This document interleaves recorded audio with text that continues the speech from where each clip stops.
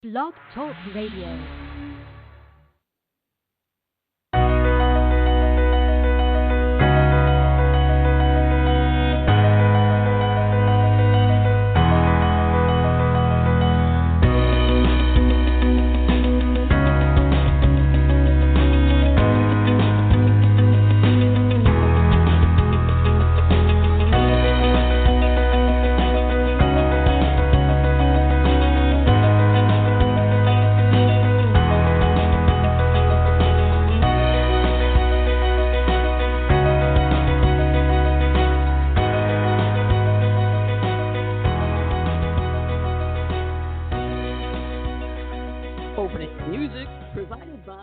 Sound.com.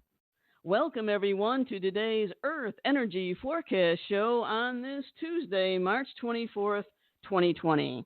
Thank you for tuning in today, or if you're listening later to the podcast. I am your host, Joan Cerio. I hope all of you are well. There is no denying that we're in a time of great change. Today's show is about that change. I taped the interview with Stephan Schwartz you're about to hear on Thursday, March 19th. The interview ended abruptly when we got disconnected from our Skype call. But before I play that interview, let me first introduce you to this incredible man. Stephan A. Schwartz is a distinguished consulting faculty of Saybrook University and a BIAL Fellow. He is an award-winning author of both fiction and nonfiction, columnist for the journal Explore, and editor of the daily web publication schwartzreport.net, in both of which he covers trends that are affecting the future. For 50 years, he has been studying the nature of consciousness, particularly that aspect independent of time and space. Schwartz is part of the small group that founded modern remote viewing research and is the principal researcher studying the use of remote viewing in archaeology. Using remote viewing, he discovered Cleopatra's Palace, Mark Antony's Timonium, ruins of the lighthouse of the Pharaohs, and sunken ships along the California coast and in the Bahamas. He also uses remote viewing to examine the future. Since 1978, he has been getting people to remote view the year 2050, and out of that has come a complex trend analysis. His submarine experiment, Deep Quest, using remote viewing, helped determine that non-local consciousness is not an electromagnetic phenomenon. He is the author of more than 130 technical reports and papers. He also writes regularly for the Huffington Post.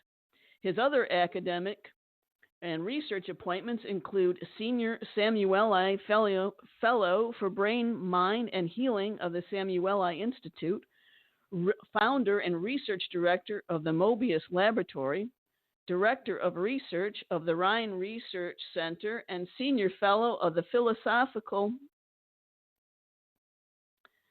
and a Philosophical Research Society.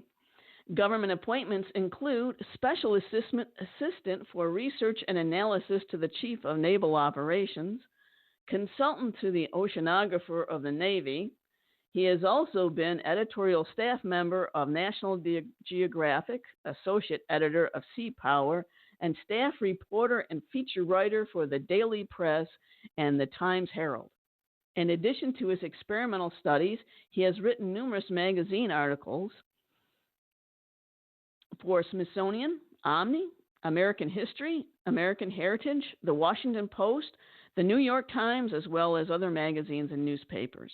He is the recipient of the Parapsychological Association Outstanding Contribution Award, OOOM Magazine in Germany, 100 Most Inspiring People in the World Award, and the 2018 Albert Nelson Marquis Award for Outstanding Contributions.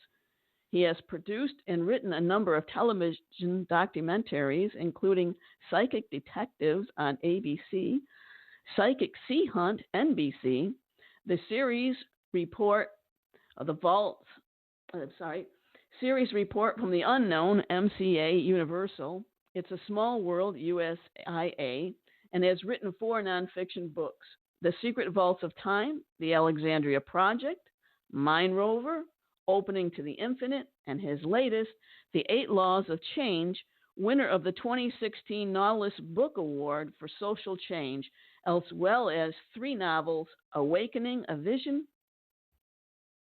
Awakening, a Novel of Aliens and Consciousness, 2017, winner of the Book Excellent Award for Literary Excellence, The Vision, a Novel of Time and Consciousness, 2018, The Amish Girl, a Novel of Death and Consciousness, 2019. Schwartz is listed in Who's Who in the World, Who's Who in America, Who's Who in the West, and Who's Who in Healthcare and Medicine. I'm so sorry I stumbled over that. That is a lot to read, and that's a lot that this man has accomplished. And I am so grateful that he's on the show. And so without further ado, I'm going to bring Stephan Schwartz onto the show, and here's his interview. So thank you so much, Stephan, for coming on to the show today. I'm very pleased and honored to have you here. It's my pleasure. You are a prolific writer. You've written 7 books and hundreds of papers and articles, mainly on the topic of the nature of human consciousness and the trends that affect our future. What sparked this insatiable curiosity of yours about human consciousness? When I was 24 years old, as a result of a series of rather bizarre synchronicities, I woke up. And that changed my whole life. I got introduced to the Edgar Cayce material, about which I knew nothing. And I began, I'm very systematic, so I began to read all of the readings, 14,145 of them, for 5,734 people. And wow.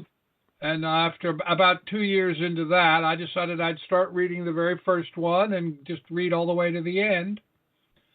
And in those days, this is back in the early 1960s, Gladys Davis, his archivist and lifelong secretary, was still alive, and Hugh Lynn Cayce, his son. And I met them, and they were very supportive of what I was doing and made stuff available to me. And then about 2 years into it, 2.5 years into it, I thought, well, I better start reading what science says about these subjects. And so I started reading every journal article that had been published up to that date and every book that had been written up to that date, any of the serious books. And I eventually spent 5 years at it, and then I began doing experiments myself. And in parallel to that, I've done a number of other things, but I have just pursued that interest. It's now over 50 years. That's incredible that you read all of those writings. Just incredible. And do you feel that Edgar Cayce then, when he was seeing into the future, was really doing remote viewing? Well, remote viewing is a protocol. It's just a way of doing it that I and a couple of other guys created back in the 70s. I would say that I would call it non-local perception. That is the ability to open and access non-locally sourced information. And I would say that Edgar Cayce was probably the most gifted person on record. His readings constitute the largest, carefully documented, because Gladys Davis was a brilliant archivist, probably the largest documented body of non-local perception data that exists. So for our listeners, what is remote viewing? Well, in order to really see how remote viewing, get the context of remote viewing, when I started reading the parapsychological literature, as I said, I went to the very first journal that had ever been published, and I just read all of them from the beginning, early part of the 20th century, up to that point, the 1960s. And the thing that stood out about most, more than anything else, about the papers that were published in the journals, the academic research, was what was called the decline effect. That is, the more experiments they did with people, the worse people got. And it was a huge deal. I mean, you don't hear much about it anymore because we've figured out how to deal with it. But at the time, it was a very big deal.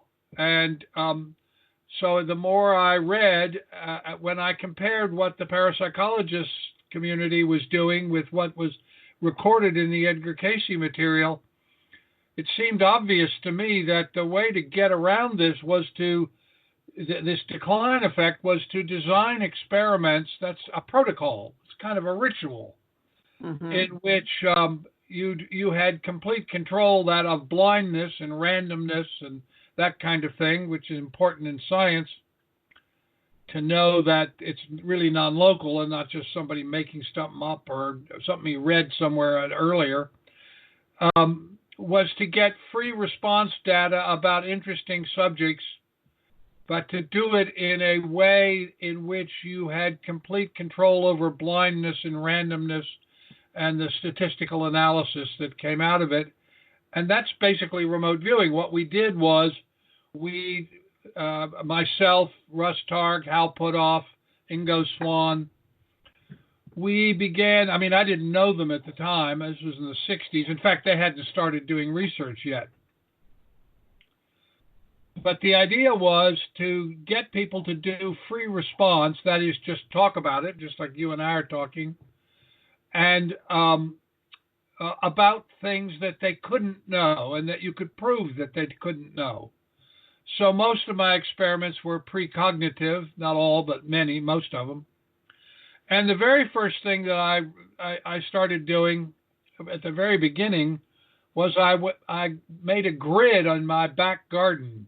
I was living in Virginia Beach in those days. And I made a grid of 12 squares. And I would bury in one of the squares, I would bury in a mason jar or in a 35 millimeter film canister something. And then I would send out a mimeograph. That's how old this was. Right, yeah, I remember. I would send out a little chart, a little picture of the grid that I had made. Originally, it had 12 squares, and then I increased it to 144 squares because it gave stronger statistical power, but didn't actually make any difference. In any case, I'd have these little squares. I mean, when I say squares, I mean I literally went to the hardware store and got actually a ship's chandler and got a spool of yellow nylon rope and put stakes in the ground, tent stakes, and I made this little grid of 12 squares. And I would send out the mimeographed picture of the 12 squares. And I would say, all right, I'd like you to go forward in time, or I'd like you to go look at this grid, and would you please locate where the thing that I would like you to describe is in the grid? Could you pick which square it was in? And I discovered people could do that. And then I would say, okay, now I would like you to tell me what it is that I have buried, like a perfume bottle or a tube of toothpaste or a kitchen sponge. They could do it. I mean, they couldn't always do it, but they could do it with enough reliability that it was highly significant statistically. And then I began thinking about how to improve it, and I had been an investigative reporter for newspapers and started out at the National Geographic. And I thought, well, you know, what happens if you heard an explosion outside of your studio and you ran out into the road and you outside of your house and you saw a group of people, what would you do? Well, you'd take them aside one by one and say, well, what did you see? No, not everybody would see everything. They got involved at different times or caught their attention. And in any case, men see things a little differently than women. So, but if you ask them all individually, it's exactly what the intelligence services do or what investigative reporters do. Yeah. And you looked for where they were consensual, you would get a pretty good picture of what had happened. And I decided, well, I'd do the same thing. So I began developing what came to be known as the Mobius Consensus Protocol. And I would get multiple people to do this, and it greatly improved the accuracy of what I was doing. I would expect to see, and this is still true today, that of the information that could be evaluated, somewhere between 78 to 90% of it would be either correct or partially correct. So by partially correct, I mean if you said the woman sitting with the plaid shirt that was predominantly red, you might be partially right. That is, maybe the plaid really people would think of it as blue, but the plaid part would be the important part, and the shirt would be that would all be correct. So that would be a partial correct. And at the same time, because I sort of came out of anthropology, in anthropology at that time, there was a big discussion going on about where to look in archaeology. Most things, archaeological sites were found serendipitously. That is, a farmer would be plowing a field and turn up a tomb or something. Or somebody, they'd be building a road, and as they cut through to make the road, they would reveal a temple. And so archaeology was all about, well, where do we look, and how do we improve where we can look better? Mm-hmm. So I thought, well, because I also, as I say, came out of an anthropological orientation, and in anthropology, Carlos Castaneda had just torn anthropology apart.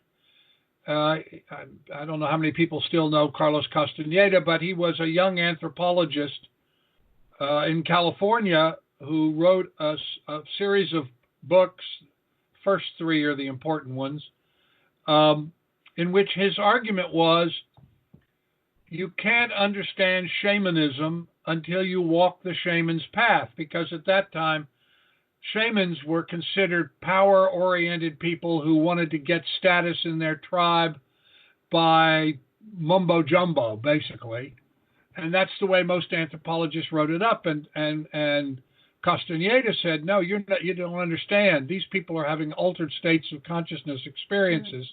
Mm-hmm. And so the combination of the archaeology issue and the anthropology issue got me interested in finding archaeological sites, because it's a perfect triple-blind experiment. Everybody agrees they know that it existed, but everybody also agrees they don't know where it is. So if you could find it using what I came to call distant viewing, we now call it remote viewing, mm-hmm.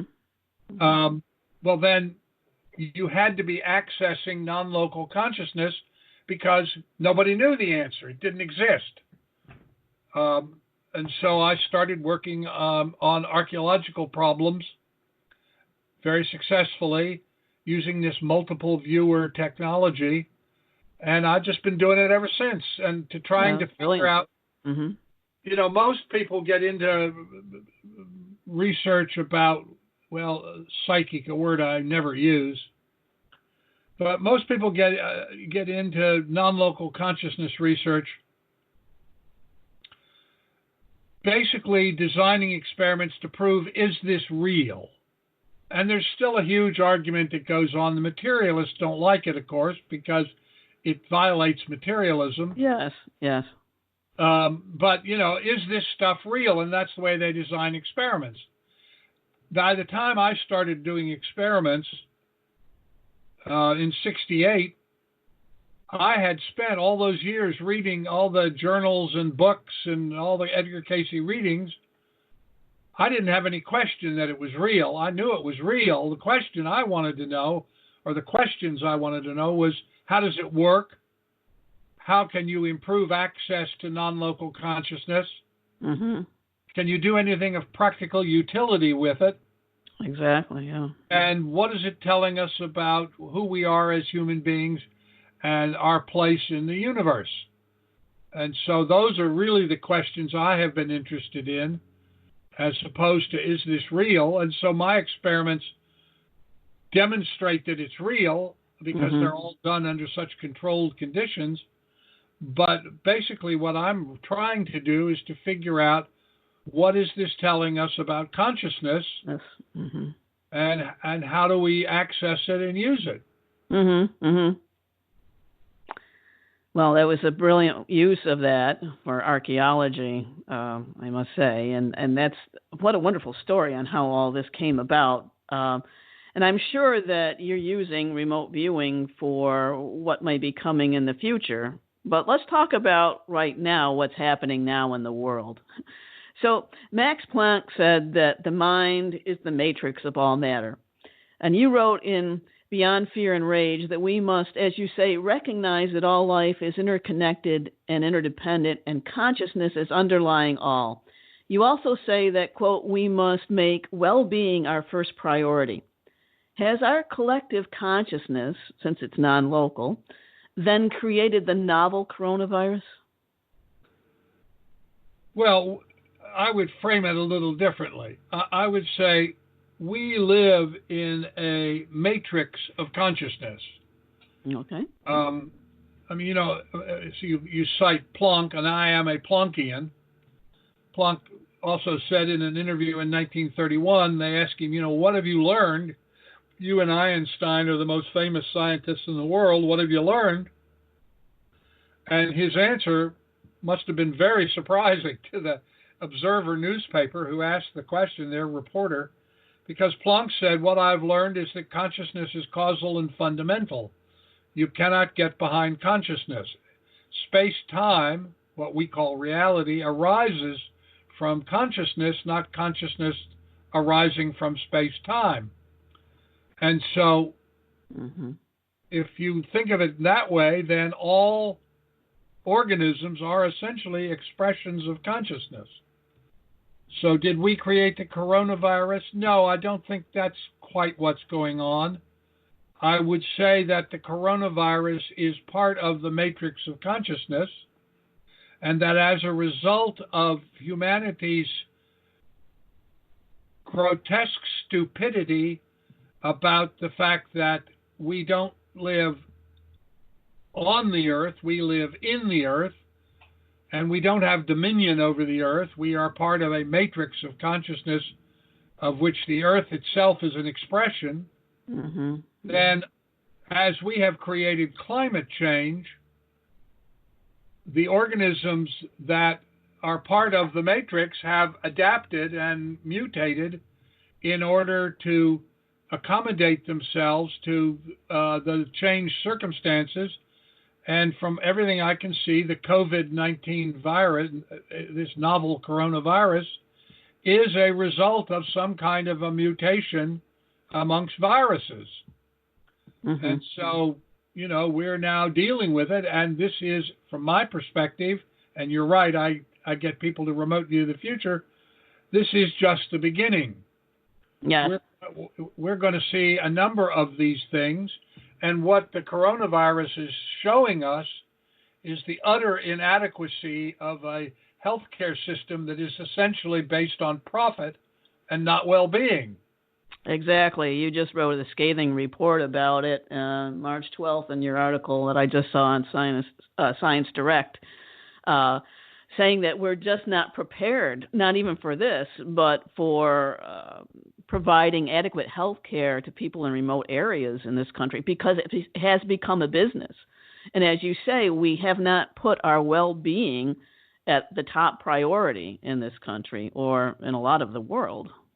Yes, my view is, after all these years of doing research on social trends, and I've been doing it now for decades, My view is the function of the state is to foster well-being from the individual to the family, the community, the state, the nation, and the earth itself, and all the beings that share the matrix with us.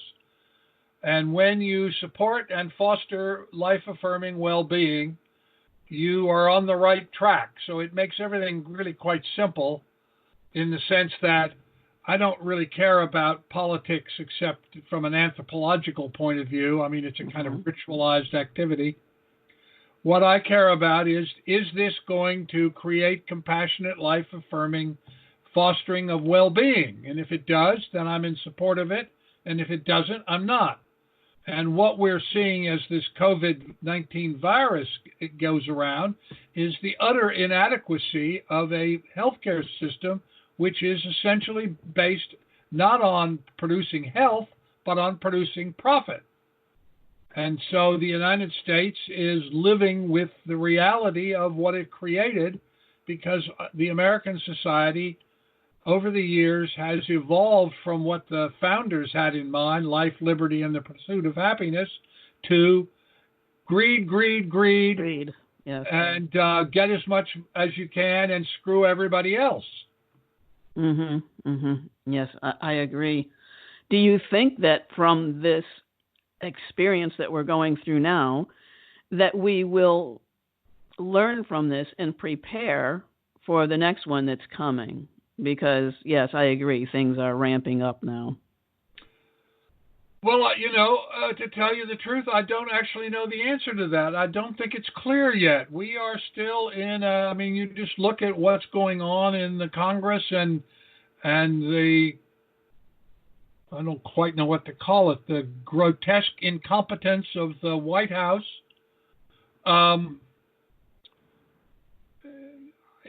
My hope is that we will come out of this coronavirus business recognizing that universal birthright, single-payer health care built on the fostering of well-being is really the only way to run a healthcare system.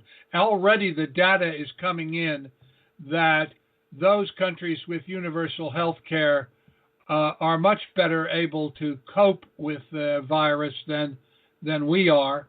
I mean, it's having an enormous effect on the status of the United States in the world. Norway is telling its graduate students that are at university here, come back because you're in a country that doesn't have an adequate healthcare system. So, yes. We've gone from being the shining city on the hill. We're not. To being, the slum down in the valley. So I'm hoping that people are going to finally wake up and therefore vote accordingly to the idea that we must have universal birthright, single-payer health care that's oriented to well-being. We don't, and that's why all this is going on.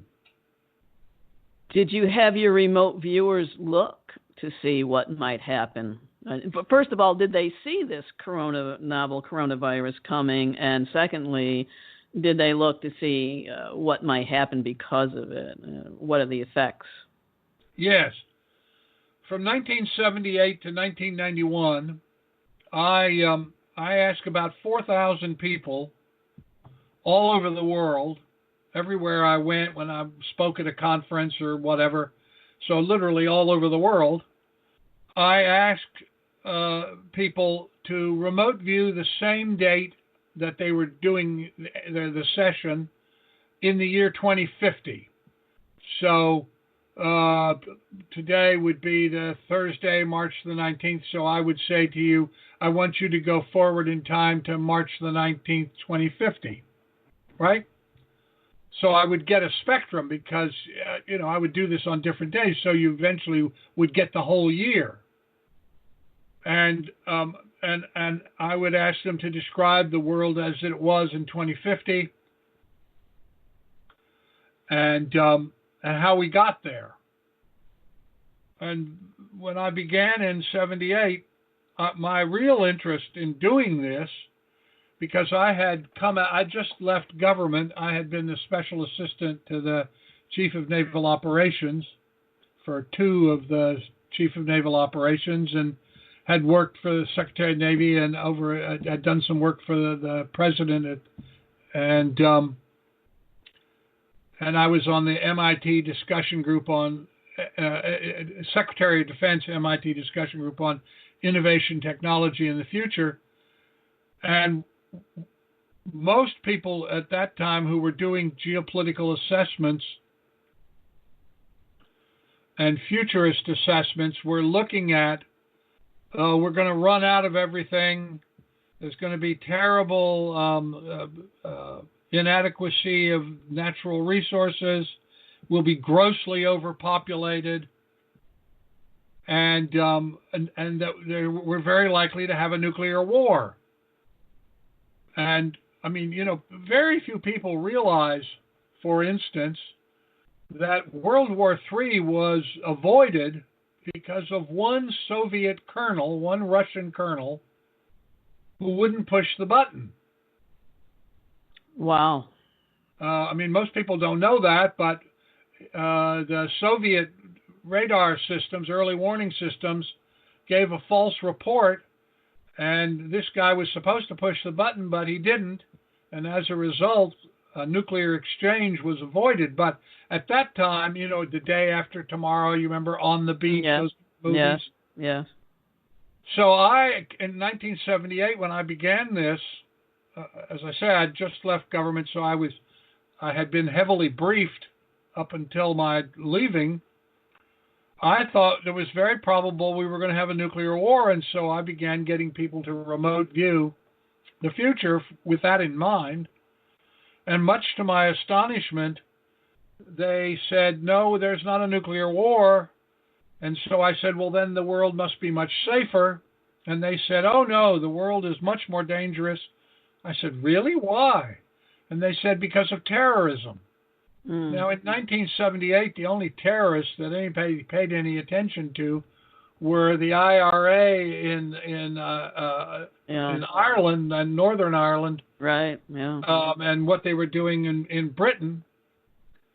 The idea that the world would be rocked by terrorism all over the world, the idea just didn't exist. And so that surprised me a great deal. And then I said, well, is there anything else that's making us unsafe? And the remote viewers said, well, yeah, there's a lot of epidemics. Really? Really? Epidemics? You mean well, actually, we call them pandemics today. But yeah. And they said, yes. And I said, well, tell me about that. And they said, well, the first one, now this is not everybody, but this is the consensus view. Again, I make that stress. 4,000 people get asked the same questions. Not everybody gives the same answer, but a consensus of people do give the predominant answer. And so that's what happened. And they said, well, the first one of these epidemics will be a blood disease which crosses over from primates in Africa and spreads around the world and kills millions of people. And so I went to a friend of mine at the National Institutes of Health and said to him, do you know anything about a blood disease that crosses over from primates in Africa and is going to kill millions of people? And his answer was, I don't know what you're smoking, Stephen, but quit. And so, you don't know anything about it. That's 1978, 79. Right. 1981, AIDS starts. AIDS, yeah. And it kills 35 million people around the world. Most people don't know that either. So they didn't specifically say about the COVID-19 virus, because I didn't ask. But what they did say was that would be the first of a series of epidemics. And, of course, then the Ebola epidemic, the bird flu epidemic, H1, I can't even remember, H1N1, whatever. Yeah, the swine flu, yeah. Mm-hmm. All of those, are kinds of epidemics. And so now we're dealing with the COVID-19 novel coronavirus.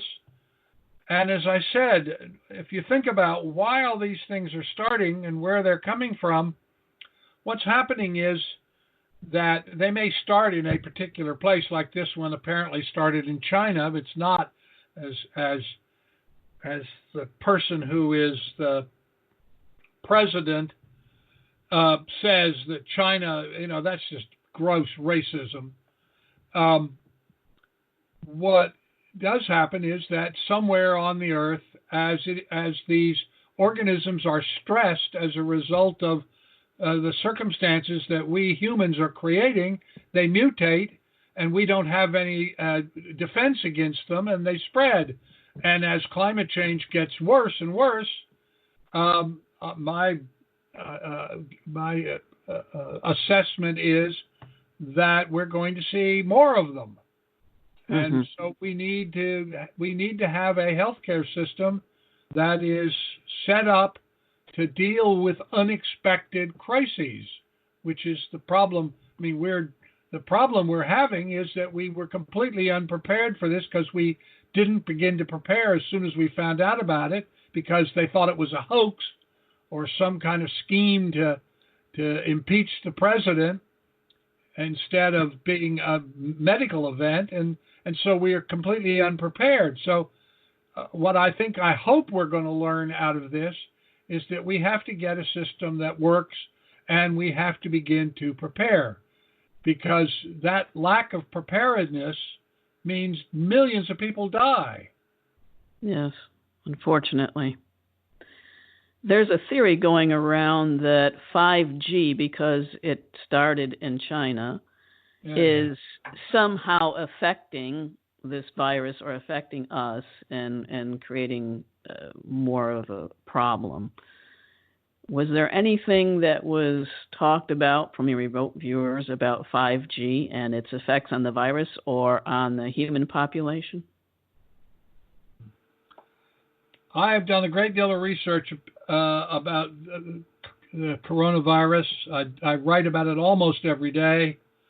I don't think there is a shred of evidence that is true.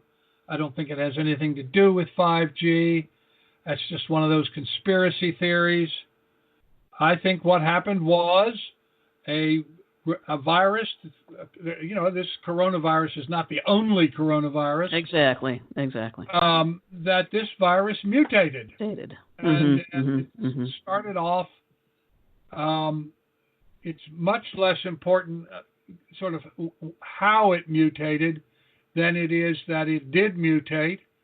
And it started off, and what it's telling us, I see it as a wake-up call that we need to be prepared, that as climate change goes on and as the Earth's metasystems alter, that there are going to be other mutations of various kinds, and that we need to be prepared for that.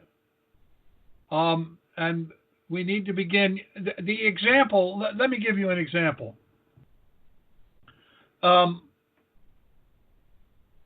When they started, let me go back a little earlier here. Let me see how to do this. Okay, yes. After World War I, Joan, so many people died in World War I, and they died for such stupid reasons. I mean, that was a war we kind of didn't want to get into, but got into, and then we were completely unprepared for it. And so at the end of, in 1918, smart people, a small group of smart people, who started with the League of Nations and then it became part of the United Nations, began thinking, well, suppose this happened again, what would we do? And they formed a committee, a task force, and that task force began to work. And so between 1918 and 1938, really, I mean, we got involved a little later, a few years later, between just a 20-year period, these people were still alive that had gone through World War I. They began planning, well, if it happened again, what would we do about all these people that are wandering around in these destroyed cities? I mean, there were hundreds of thousands of people who were, just displaced. In fact, at the end of Second World War, they were called displaced persons. Mm-hmm. Anyway, they began to put together preparation to think about how to do it. How would you feed people? How would you provide sanitation? How would you provide medical care? How would you provide child care?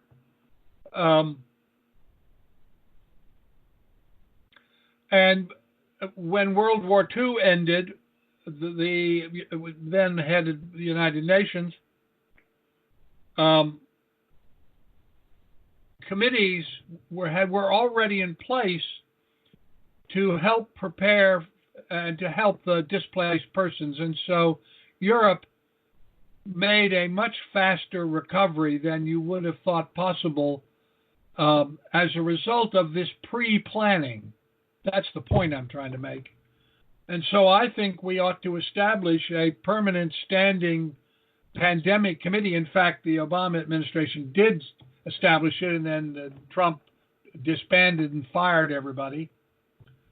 But the idea is that we need to have a standing science-based group who are planning for what happens if, and lays up the tents, the swabs, the masks, the cleansers, all of that stuff that we don't have enough of now, so that we are prepared to deal with this. Right now, you have, I think about this a lot. I recently talked with my daughter. My daughter is the president of a social services agency in Northern California, and she's got about 100 and some people that work for her, and she's also a single mother of a 7-year-old boy.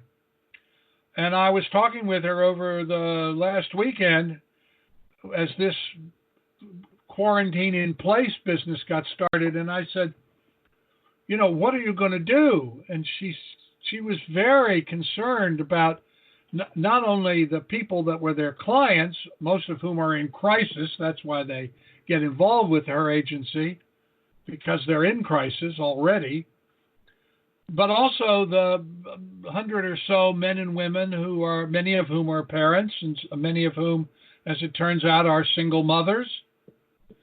What are they going to do? How do you work when your child doesn't go to school and there's no health care and there's no child care center and, blah, blah, blah.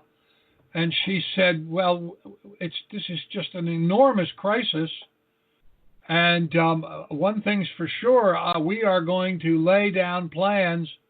So if anything like this ever happens again, we aren't trying to do it ad hoc as we go along, which is what we're doing now.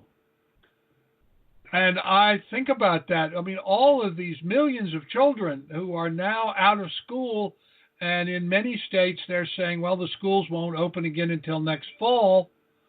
So what in the world are these children going to do? And how are these mothers or fathers going to be able to work if they're single parents? Who's going to look after their kids? And if you can't gather together, if you can't get a group of people, and you're supposed to stay quarantined in your own house, well, then what are you going to do? And we don't have an answer for that. And I think that's one of those things that we need to think about. I spoke at a conference of doctors, and I said to these guys, what would you do? I mean, there are now about 35 million climate change refugees. The estimates are from the UN that sometime after 2050, and this was confirmed by the 2050 viewers, we're going to have something on the order of 750 million people in the world who will be climate refugees. And so I said to these Wow. doctors, what would you do in your town if 10,000 strangers suddenly swarmed into your town because whatever happened in their town, they couldn't stay there? Where would they go to the bathroom? I mean, just that basic. Where would they get water? Suppose they went to your emergency room. What would you do? And these these doctors just kind of looked at me with these blank looks. Oh my God, we couldn't possibly deal with that. And of course, that's what's happening now with the COVID-19 virus, is that these emergency rooms, and we're talking about, well, the hospitals are swamped, and China built 1,000-bed hospital in 10 days in Wuhan in order to deal with what they were facing. What would we do? It's not just the people who become migrants. 52% of the American public live in what's called a coastal county. And the best estimates are that maybe 150 million people are going to be impacted by climate change and sea rise. Rising sea levels, yes. And so we're going to have 3 big migrations in the United States: away from the coasts as the sea rise occurs, out of the southwest because of temperature and lack of water, and out of the central states because of massive weather events like tornadoes. So it's not just the cities or towns or villages that are impacted where it happens. It's also the cities, towns, and villages that are impacted as those migrants, those internal migrants, go to those places that are safer. Yeah, what happens to one happens to all. Yes, I mean, right now, the American rural healthcare system is collapsing. Hospitals are closing every day. Hundreds of them have closed. I mean, there are certain parts of this country already where, say, you were a pregnant woman, and your water broke at 12 o'clock at night, and you raced to the hospital to do your delivery. Well, in large parts of the United States, you might have to drive more than 100 miles. Yes. So you're going to deliver your baby in the back of a truck. Because these hospitals have closed, and also because, as a result of the immigration policies, the doctors and nurses, which mostly man these rural hospitals, because they're willing to work at lower wages than the native, not the Native American, the indigenous American doctors who want to work in the big cities and things like that. So most of American rural hospitals are the nurses and doctors are immigrants. Only we don't have those immigrants anymore. We are already 58,000 primary care physicians short. So what are we going to do? How are we going to handle this? And those are the questions that I am hoping that the COVID-19 virus are going to stimulate us to ask. I do too. We clearly cannot go on as we're doing. No, we can't. You talked about your 2050 viewers, and before we did this interview, we spoke, and you talked about remote viewing to 2040 and 2045, to that period. And you said something about an Earth cataclysm that they saw then. Can you tell us more about that? Well, I'm still doing this research, so I haven't reached any conclusions yet. But what I would say, or will say, is that from what the remote viewers tell me, I'm now looking further ahead than 2050. And I'm going to compare the 2050 data with this new data that I've got about 1,500 people to do this. And what does seem to be clear from what they're saying is that somewhere around 2040 or 2045, there's some kind of really cataclysmic event or events that occur. Now, I don't know what it is, but I mean, look at what's happening to the economy of the United States in March of 2020. I mean, who would have guessed 6 months ago that the stock market would have gone down so much that everything that had been obtained over the last 3 years was wiped out, and that we now have huge numbers of people who are applying for unemployment compensation. I mean, if you and I had done this interview, say, last November, none of the things that are going on would have been, I mean, just incomprehensible. Simple, yeah. People would have thought we were crazy if we were starting to talk about that, if that's what your viewers saw. Yes. So I don't know why the 2040, 2045 period, and I need to pin it down better, and that's what I'm doing. But something really major happens, and that doesn't necessarily mean, meteorites suddenly strike the Earth or whatever. It could be something as simple as another one of these kinds of viruses or some other kind of event like that. I don't know what that means. I'm trying to find out. All I can say at this point is that between 2040 and 2045, that something really major happens. By 2060, we're on the other side of it. And we are a different society. As I hope we will be a different society on the other side of the coronavirus. Yes. That's what I pray to. So what do you see as the greatest challenge to the Earth, to all of us now? Climate change. Climate change is going to change everything. First of all, large parts of the world are going to disappear. Is this through remote view? I'm sorry, Stephan. Is this through remote viewing, or is this through your research, through scientists and what they're saying? No, this is just science. I mean, it's supported by what the remote viewers say. I mean, that was another thing. The remote viewers in '78 started talking to me about, the climate is completely different. What do you mean the climate is different? I mean, it's the Earth, right? How can the climate be different? Oh, it's radically different, they would say.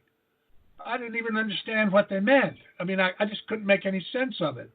They said, for instance, the Soviet Union would disappear. Now, I had just come out of working for the Defense Department, or the Department of the Navy, and I had spent the preceding 6 years looking at geopolitical issues about the Soviet Union, this great monolithic superpower, blah, blah, blah, blah, blah. And so the idea that it was going to disappear, I thought, what do you mean? The Martians are going to come down and take it away? And this is where Stephan got cut off. Well, we just lost contact with Stephan. Hopefully he'll come back here. So if he doesn't,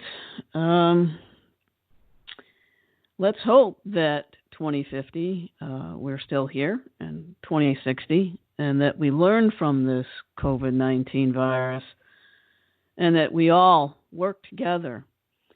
He does mention in his 8 laws of change that we have to make change from small individuals that make choices based in integrity and shared intention.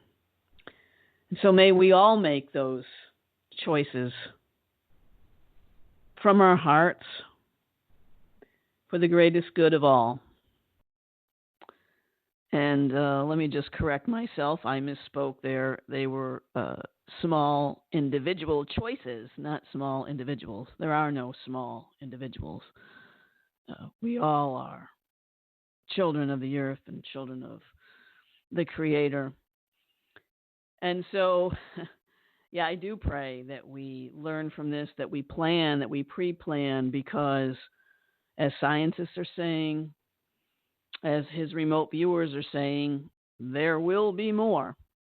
There will be more changes. And will we be up to the task? That's the question that we're faced right now. And I do pray that we answer it well. Next week, Susan Manowich, will be on to talk about mindfulness and strategy and new energy technology. She's the co-author of the book Hidden Energy with Jean Manning that we've had on the show before. I'm looking forward to that. And I sincerely hope that all of you are following your social distancing, are staying home if you can. Thank you to all of those that are out there that have to work and that are working for the good of all. And stay safe and well, everyone. Much love. Take care.